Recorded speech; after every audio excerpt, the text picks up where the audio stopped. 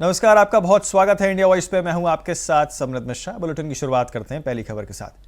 भारतीय cricket control board ने IPL franchise Calcutta Knight Riders को बांग्लादेश के तेज गेंदबाज मुस्तफिजुर रहमान की यहां पर रिलीज करने के निर्देश यहां पर जारी कर दिए गए हैं। आपको बता दें, अब वह आईपीएल 2026 में नहीं खेल पाएंगे। ऐसा इसलिए हुआ है क्योंकि किसी भी फ्रेंचाइज के पास ऑक्शन में खरीदे गए फिट और उपलब्ध खिलाड़ी को अपनी मर्जी से बाहर करने का अधिकार नहीं होता। केवल चोटिल या अनुपलब्ध ना होने पर भी जो है ऐसी कार्रवाई की जाती है। ऐसा किया जा सकता है, लेकिन इसलिए आपको बता दें बीसीसीआई को हस्तक्षेप करना पड़ा। मुस्तफिजुर रहमान को यहां पर केकेआर ने इस साल 9.20 करोड़ रुपए की लागत से खरीदा था। हाल ही में बांग्लादेश में हिंदू अल्पसंख्यकों पर हिंसा की खबरों के बाद राजनीतिक और सामाजिक दबाव बढ़ गया है। भाजपा और शिवसेना नेताओं ने विरोध यहां पर जताया है, वहीं कुछ मुस्लिम संगठनों ने भी इसका विरोध किया है और समर्थन के अलग मत यहां पर अपने रखे।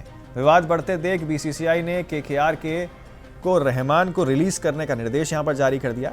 इसके पीछे एक बड़ा कारण यह भी है कि बांग्लादेश की टीम फरवरी 2026 में भारत में T20 वर्ल्ड कप खेलेगी। इस विवाद के कारण यह स्पष्ट नहीं है कि टीम भारत में खेल पाएगी या नहीं। इसके अलावा कई आईपीएल टीमों के मालिक विदेशी लीग में भी टीम रखते हैं जहां बांग्लादेशी खिलाड़ी खेल रहे हैं। अब सवाल यह है कि क्या वहां भी भारतीय मालिक और अपनी बांग्लादेशी खिलाड़ियों की टीम में रखेंगे या फिर नहीं। Nobody questions BCCI or the ICC chairman. Why nobody questions the Home Minister? Well, after Pahalgam attacks, was the cricket match so important that you went and played with Pakistan? What did you achieve? When the entire country's sentiments was against you playing with Pakistan, you chose to play with Pakistan. Why nobody is pulling up the ICC or the BCCI? Because Mr. Amit Shah indirectly controls it. Why are people so afraid of Mr. Amit Shah? He is after all only the Home Minister. He is elected by the people, for the people, of the people. Isn't he answerable? You see how, what are the statements coming up? The Home Minister says that Bangladeshis are coming in. पहले तो हम BCCI के सचिव देवाजीत सैके साहब को धन्यवाद देते हैं कि देर आए दुरुस्त आए। हम पहले दिन से मांग कर रहे हैं कि बांग्लादेश का कोई भी क्रिकेटर, पाकिस्तान का कोई भी क्रिकेटर हमारे देश की भूमि पर आकर मैच न खेले। हम हमेशा से आंदोलन करते हैं, हम शिवसैनिक हैं, हमारी जनभावना है, करोड़ों करोड़ हिंदुओं की आस्था है। और ऐसे समय अगर बीसीसीआई ने फैसला लिया है, केकेआर को आदेश दिया है कि उस बांग्लादेशी क्रिकेटर रहमान को ड्रॉप करें, तो ये बहुत ही स्वागत योग्य कदम है। हम सब बहुत अच्छे क्रिकेटर रहे हैं, हम लोग क्रिकेटर से बहुत लगाव है, प्रेम करते हैं। हमारे देश से बहुत अच्छे अच्छे क्रिकेटर रहे, मोहम्मद अजहरुद्दीन, सरफराज, मोहम्मद शमी। क्या जरूरत है किसी रहमान फहमान की? हम सिर्फ ये कहते हैं कि इस देश की भावना का आदर करिए। आप देर आए दुरुस्त आए, आपको स्वागत है। आने वाले समय में भी समूल बहिष्कार करिए। पाकिस्तान और बांग्लादेश से हमें कोई संबंध नहीं रखना है जब तक वो लोग घुटनों पर गिर के गिड़गिड़ाए नहीं। देखिए, सबसे पहले तो मैं बीसीसीआई के इस निर्णय का स्वागत करता हूं और उनको धन्यवाद भी करता हूं कि उन्होंने एक बहुत संवेदनशील निर्णय लिया है। और वो इस परिस्थिति में कि जब आईपीएल होता है प्रतिवर्ष इंडिया में और उसके बाद में केकेआर की टीम जो है उसमें कई 4 विदेशी खिलाड़ी खिलाने होते हैं, उसमें से बांग्लादेश के खिलाड़ी भी होते हैं।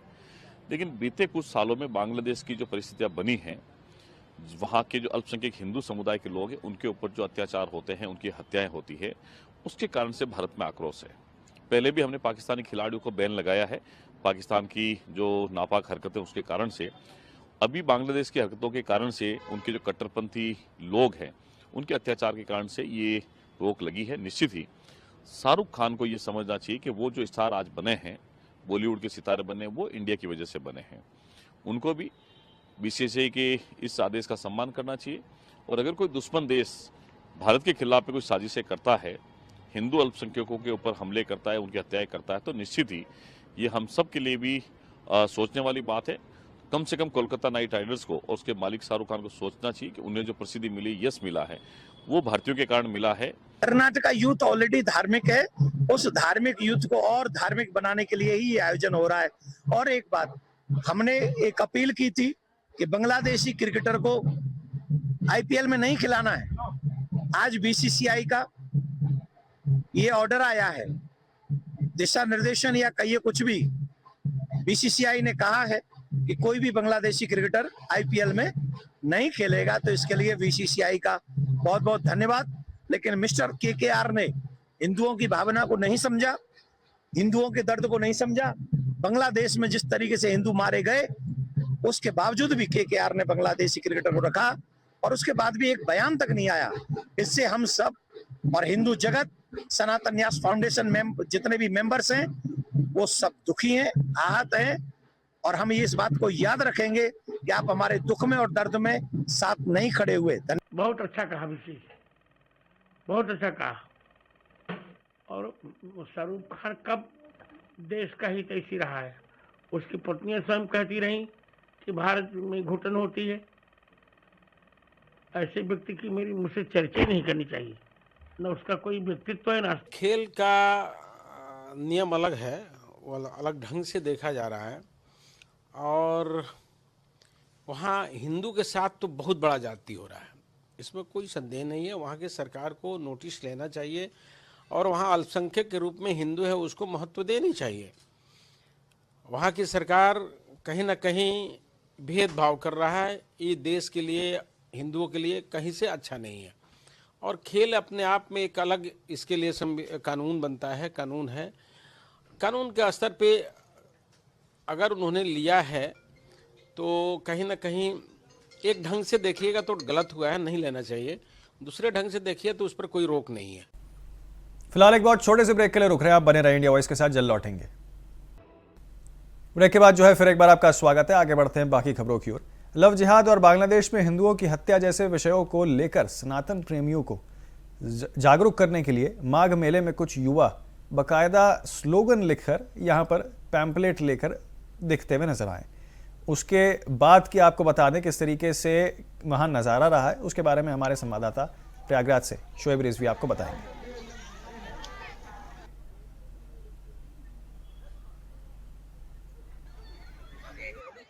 जी प्रयागराज में आस्था का जनसैलाब हुआ है। ऐसे में तमाम गाड़ी को पहुंच रहे हैं। ऐसे में कुछ तमाम समाज सेवी संस्थाएं हैं जो लोगों को जागरूक ये पोल नंबर जो 75 है स्लोगन के साथ यहाँ पर आई है। और 128 के बीच में जो लगातार ये तीनों गाड़ी वाले हटा दे गाड़ी को, एक जो नारा है वरना पछताएंगे, पढ़ाओ, उसको लेकर ये तुरंत गाड़ी हटा दें। किस तरह से बेटियों को बचाया जा सकता ये है। गाड़ी का चालान भी होता है, यहाँ ट्रैफिक वाले लगे हैं, ये मत सोचिए, यहाँ ट्रैफिक वाले ही लगे हैं। श्रद्धालु यहाँ पर आते हैं, ऑनलाइन करते हैं, मोबाइल आप लोग जानते हैं खुद ही। चलिए हटाइए गाड़ी को। यहाँ पर आकर किस तरह की चीजें की जाए। सर, सबसे पहले तो जय श्री राम। हमें इसलिए लगा क्योंकि यहाँ हर जगह से लोग आते हैं, दुनिया के हर कोने से लोग आते हैं, लड़कियां आते हैं, माँ बाप आते हैं, बच्चे भी आते हैं। तो सबको ये चीज जाननी चाहिए कि इस साथियों ध्यान दें, हमारे देश में क्या हो रहा है। आप कहीं भी रहिए, आप लोग बड़ा ट्रैप चल रहा है कि अपने सामान की सुरक्षा आप लोग स्वयं कीजिए। चल क्या रहा है, ध्यान दीजिए, मोबाइल, झोला, बैग जो कुछ लिए गए, आप लोग सावधान रहें, आप लोग अपने सामान की सुरक्षा स्वयं कीजिए। और लड़कियों को भी समझना चाहिए कि वो किसी से भी अगर मिल रही है तो उसके बारे में पहले जान ले, उसके बारे में पता कर ले कि उसका रियल नेम क्या है। कहीं झूठ नाम बोल के तो आपसे नहीं मिल रहा, हाथ में कलावा बांध लिया, टीके लगा लिया, तो उसका मतलब ये तो नहीं कि वो सच में हिंदू है। फिर बाद में पता चलता है उसकी असलियत क्या है। तो इन सब चीजों को समझना चाहिए। इसके अलावा हमारा सोशल मीडिया पर बहुत सारी वीडियोस बनाते हैं, इसके माध्यम से हम हर मुद्दे को चाहे तो हमने वक्त बोर्ड इसमें भी हमने आवाज उठाई, पे भी बंगाल में जो हो रहा है हम आवाज उठाए हैं, कश्मीर में जिन हिंदू पंडितों के साथ हो रहा है इस पे भी हमने आवाज उठाया। तो न्यूजीलैंड के खिलाफ वनडे सीरीज के लिए शनिवार को भारतीय क्रिकेट टीम का ऐलान किया गया। चोट के बाद वापसी कर रहे शुभमन गिल की भारतीय टीम की कप्तानी करेंगे। वहीं श्रेयस अय्यर को उप कप्तानी सौंपी गई है। T20 विश्व कप को देखते हुए हार्दिक पांड्या और जसप्रीत बुमराह को आराम दिया गया। बीसीसीआई की ओर से जारी जानकारी के मुताबिक सीनियर पुरुष चयन समिति ने न्यूजीलैंड के खिलाफ आगामी 3 मैचों के लिए वनडे सीरीज के लिए भारत की टीम का चयन किया है। ये सीरीज 11 जनवरी से वडोदरा के BCA स्टेडियम में न्यूजीलैंड के खिलाफ शुरू होगी। चोट के बाद श्रेयस अय्यर की वापसी हुई है। श्रेयस अय्यर की उपलब्धता BCCI सेंटर ऑफ एक्सक्लेमेंस ने यहां पर फिटनेस क्लियरेंस मिलने पर यहां पर निर्भर करती है।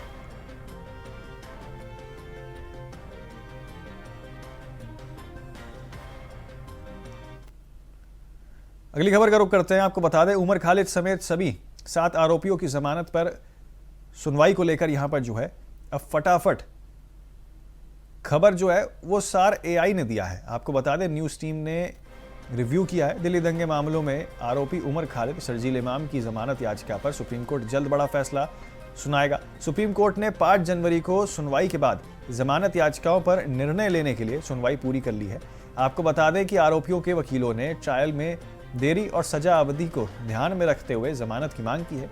दिल्ली दंगों मामले में आरोपी उमर खालिद, शर्जील इमाम समेत 7 आरोपियों की जमानत पर जल्द ही कोई बड़ा फैसला आने वाला है। दरअसल सुप्रीम कोर्ट इस मामले में आगामी 5 जनवरी को सुनवाई के बाद बड़ा फैसला सुनाने जा रहा है। आपको बता दें कि दिल्ली दंगों मामले में आरोपी शर्जील इमाम, उमर खालिद, मीरान हैदर, गुलफिशा फातिमा, शिफा उर्फ रहमान समेत 7 आरोपियों की जमानत याचिका पर सुप्रीम कोर्ट में सुनवाई होने से पहले पूरी जो है वो की गई थी।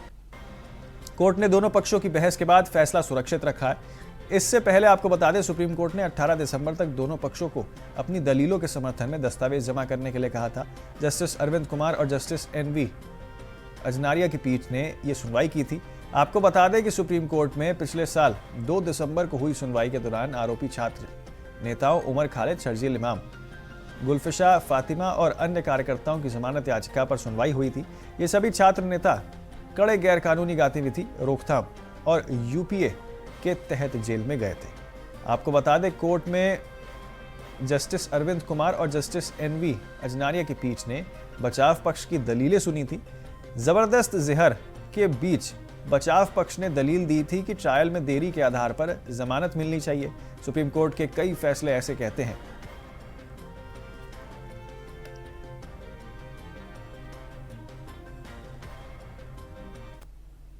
मुरादाबाद में भाजपा प्रदेश अध्यक्ष पंकज चौधरी का हाईवे पर भाजपाइयों ने स्वागत किया। सपा अध्यक्ष श्यामलाल पाल द्वारा धीरेन्द्र शास्त्री पर विवादित टिप्पणी के कुछ गए सवाल को सुनते हुए भाजपा अध्यक्ष पंकज चौधरी यहां पर टाल दिया। आखिरकार क्या कुछ उन्होंने कहा, आपको एक बार सुना।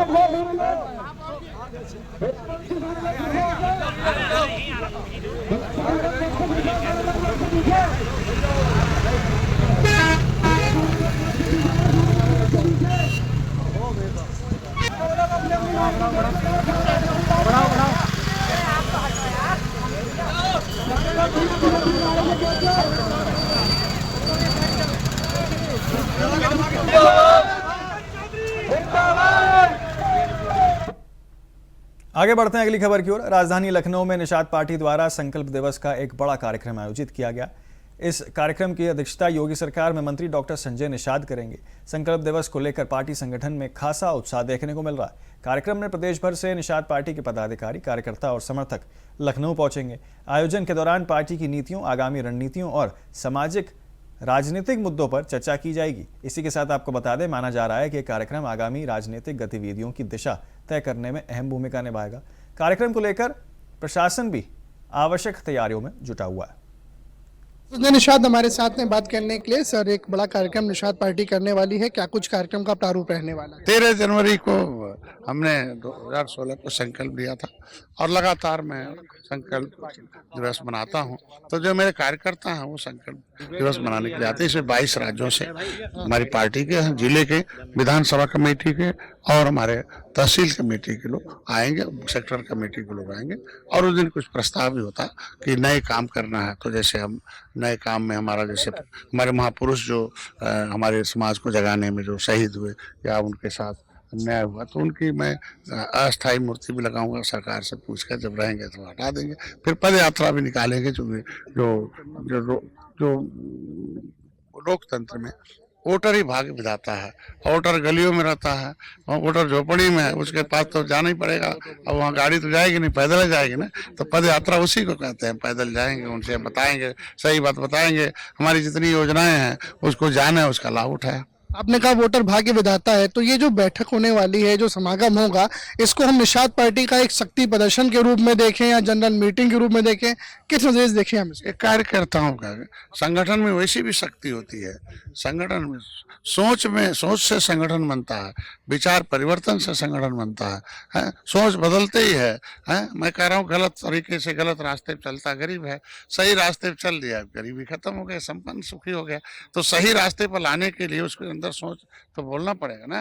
वो गलत को ही सही मानता है और जब सही बात जान जाता है तो सही दिशा में चल लेता है। तो सही दिशा में चलने का सोच होता है और जब एक साथ चलेगा तो संगठन है, और जब एक साथ ज्यादा लोग चलेंगे तो शक्ति तो इससे भी है। तो संगठन में शक्ति होती है और शक्ति से ही सत्ता गिफ्ट में मिलती है। बहुत शुक्रिया सर बात करने के लिए। कैमरा सहयोगी हरीश के साथ अनुराग तिवारी, इंडिया वॉइस, लखनऊ। आगे बढ़ते हैं अगली खबर की ओर। संभल जिले के सलेमपुर सलार उर्फ हाजीपुर गांव के कथित अवैध निर्माण को लेकर प्रशासन की कार्रवाई से पहले ही मुस्लिम समुदाय ने स्वयं मस्जिद और मदरसे के ढांचे को हटाने का कार्य शुरू कर दिया। प्रशासन ने सरकारी भूमि पर अतिक्रमण का आरोप लगाते हुए 4 जनवरी को अवैध निर्माण ध्वस्त करने की तिथि तय की थी। इसके बाद स्थानीय लोगों ने हथौड़ी आदि से निर्माण को तोड़ना शुरू कर दिया। प्रशासन का कहना है कि भूमि सरकारी है और निर्माण नियमों के विरुद्ध किया गया है। वहीं शांति व्यवस्था बनाए रखने के लिए मौके पर प्रशासनिक निगरानी भी रखी जा रही है।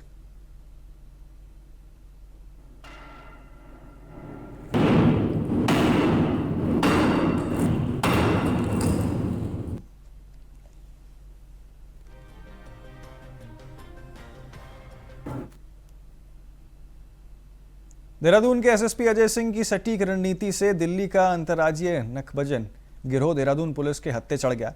पुलिस ने इस घटना में शामिल 3 शातिर चोरों को गिरफ्तार किया। आरोपियों के कब्जे से चोरी की कार, नकदी, ज्वेलरी और हथियार बरामद किए गए हैं।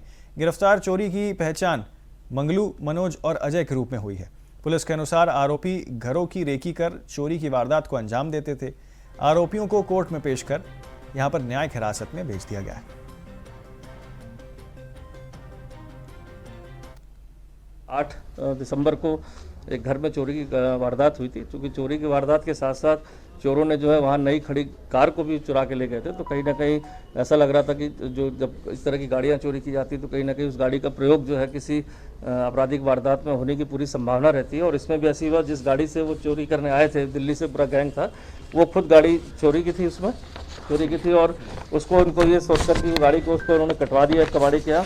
और जो गाड़ी यहाँ से चोरी करके ले गए थे, जो हमारे वादी है उनके घर से, उस पर जो है फर्जी नंबर प्लेट लगाकर उसी गाड़ी से अन्य वारदात को देने अंजाम जो है ये घूम रहे थे। तो इसमें पुलिस ने भी इनसे जो है, इसमें 3 लोग इसमें अरेस्ट हुए हैं अभी टोटल, जो सभी गाजियाबाद और दिल्ली के रहने वाले हैं। और इनसे जो है 1 लाख रुपए, 1,05,000 रुपये कैश और 1.5 लाख की ज्वेलरी और कटर और अन्य चीज़ें जो है खुखरी और इनसे बरामद हुआ इसमें। तो अभी इनसे जो पूछताछ की गई तो इनका काफ़ी आपराधिक इतिहास भी निकल के आ रहा है, जिसको अभी हम आगे मीडिया से उसको शेयर कर देंगे।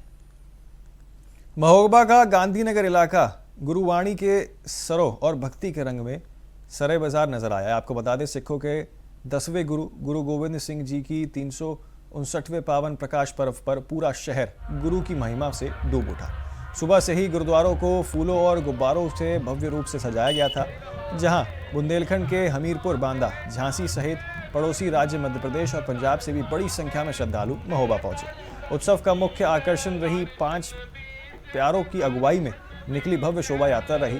यह शोभा यात्रा गुरुद्वारों से शुरू होकर आला चौक, तहसील चौक और मुख्य बाजारों से होते हुए गुजरी है। शोभा यात्रा में गुरु गोविंद सिंह जी के जीवन और उनके आदर्शों की झलक देखने को मिली है, जहां महिलाएं कीर्तन गाती हुई चलते हुए नजर आई। वहीं युवाओं और नन्हे बच्चों ने हैरत अंगेज करतब दिखाकर राहगीरों का मन मोह लिया। नृत्य करते घोड़ों और पंच प्यारों की झांकी को देखते हुए सड़कों पर लोगों का हुजूम उमड़ पड़ा। इस आयोजन ने स्वच्छता और सेवा का अनूठा संदेश भी दिया। तो सिख समाज का महिलाओं ने शोभा यात्रा के मार्ग पर झाड़ू लगाकर स्वच्छता के प्रति लोगों को जागरूक भी किया। इसी के साथ आपको बता दें, गुरुद्वारों में दिन भर अटूट लंगर का आयोजन हुआ, जिसमें जाति पाति का भेद मिटाकर हर वर्ग और धर्म के लोगों ने एक साथ यहाँ पर बैठकर प्रसाद भी ग्रहण किया।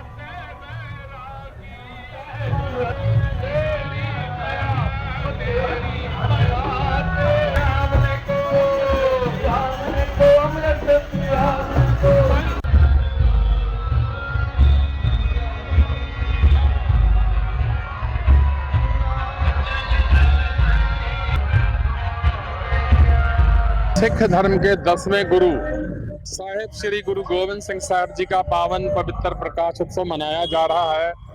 इस संसार में आपने देखा होगा बहुत बड़े बड़े दानी हुए, किसी ने सोना, किसी ने चांदी दान की, किसी ने हीरे मोती दान किए, किसी ने सोने के मंदिर बनाए।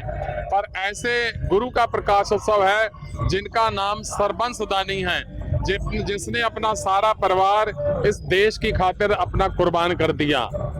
आज उनका पावन पवित्र प्रकाश दिवस हम लोग एकता दिवस के रूप में मना रहे हैं। आप देख रहे होंगे सारे धर्म के लोग हमारे साथ हैं, हिंदू, मुसलमान, क्षत्रिय, ब्राह्मण, शूद्र, वैश्य, सभी लोग हैं। गुरु गोविंद सिंह जी कहते हैं, ना को बैरी ना है बेगाना, सगल संग हमको बने आई। मुझे सारे प्यारे लगते हैं, मेरे लिए कोई ऊपर नीचा नहीं, कोई बड़ा छोटा नहीं है। तो रामपुर में पूर्व केंद्रीय मंत्री मुख्तार अब्बास नकवी ने बांग्लादेश की मौजूदा स्थिति को लेकर कड़ा बयान अपना उन्होंने दिया। उन्होंने कहा कि बांग्लादेश में ही हो रहे अराजकता, अपराध और विशेषकर अल्पसंख्यकों के खिलाफ हिंसा मानवीय मूल्यों के कत्लेआम की परिभाषा है और पराकाष्ठा है। नकवी ने कहा कि जुल्म और धर्म फैलाने वाली जिहादी मानसिकता का अंत होना चाहिए, क्योंकि किसी भी देश में शांति, मानवता और सभी मजहबों की सुरक्षा के लिए कानून का राज जरूरी है। उनके अनुसार किसी भी समाज की मजबूती तभी संभव है जब वहां अल्पसंख्यकों के आधारित अधिकार सुरक्षित हों और हिंसा के खिलाफ सख्त कार्रवाई की जाए। नकवी ने अंतर्राष्ट्रीय समुदाय से भी इस मुद्दे पर गंभीरता दिखाने की अपील की है। उन्होंने कहा कि बांग्लादेश में शांति, स्थिरता और मानवीय मूल्यों की रक्षा न केवल उस देश के लिए बल्कि पूरे क्षेत्र की सुरक्षा और सौहार्द के लिए भी आवश्यक है। रामपुर में पूर्व मंत्री मुख्तार अब्बास नकवी ने आखिरकार और क्या कुछ कहा, आपको सुनाते हैं।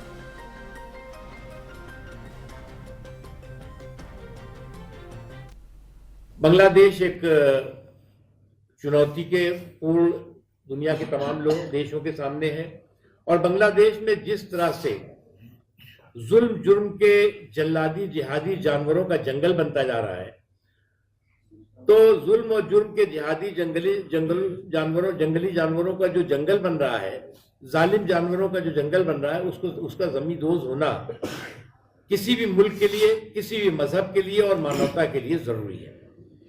क्योंकि जिस तरह से वहां पर अल्पसंख्यकों के साथ अराजकता, अपराध, जुल्म और जुर्म की पराकाष्ठा होती हुई दिखाई पड़ रही है, वो इस बात का प्रतीक है कि वहां पर इस तरह के जुर्म के जल्लादी जानवरों ने वहां की व्यवस्था को अपना बंधक बना लिया है, उसको जो है वो हाईजैक कर लिया है।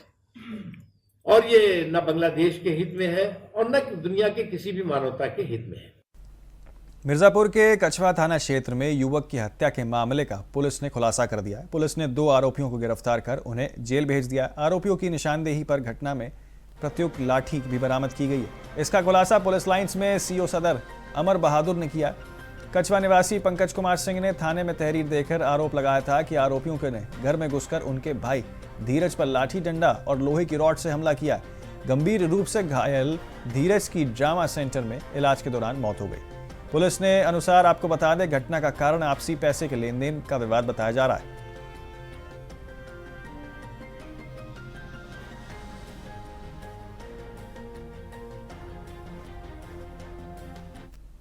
देखिए 29/12/2025 को एक झगड़ा हुआ था थाना कछवा के बझा गांव में। ये दोनों लोग अगल बगल के ही रहने वाले हैं। किसी पैसे के लेन देन को लेके इनमें विवाद पहले भी हुआ था और उस दिन अचानक विवाद हुआ, जिसमें विपक्षी जो आज जेल जा रहे हैं, इन्होंने लाठी डंडे से प्रहार कर दिया। इनको बहुत ज्यादा चोटें आ गई थी, जिस पर वादी की तहरीर के आधार पर तुरंत पुरानी आईपीसी की धारा 307 में मुकदमा पंजीकृत हुआ था। इसके बाद इलाज के दौरान उनकी मृत्यु हो गई, तो इसमें धारा 302 आईपीसी की बढ़ोतरी कर इनकी गिरफ्तारी की गई है और गिरफ्तार कर ये दोनों लोग जो है मुख्य अभियुक्त हैं, इनको गिरफ्तार कर आज जेल भेजा जा रहा है। बेसिकली ये जमीन से लेकर जुड़ा हत्या नहीं है। इसमें एक जो मृतक पक्ष है, इन्होंने मटर बोया हुआ था, खेत था मारने वाले का। जो विपक्षी है इनका खेत था, लेकिन मटर बोया हुआ था, तो मटर उनको तोड़ना चाहिए था, बट विपक्षी ने ही मटर तोड़ लिया। इसको लेकर इनमें विवाद हुआ और लाठी डंडे से मारपीट हो गई, जिसमें इनकी मृत्यु हो गई।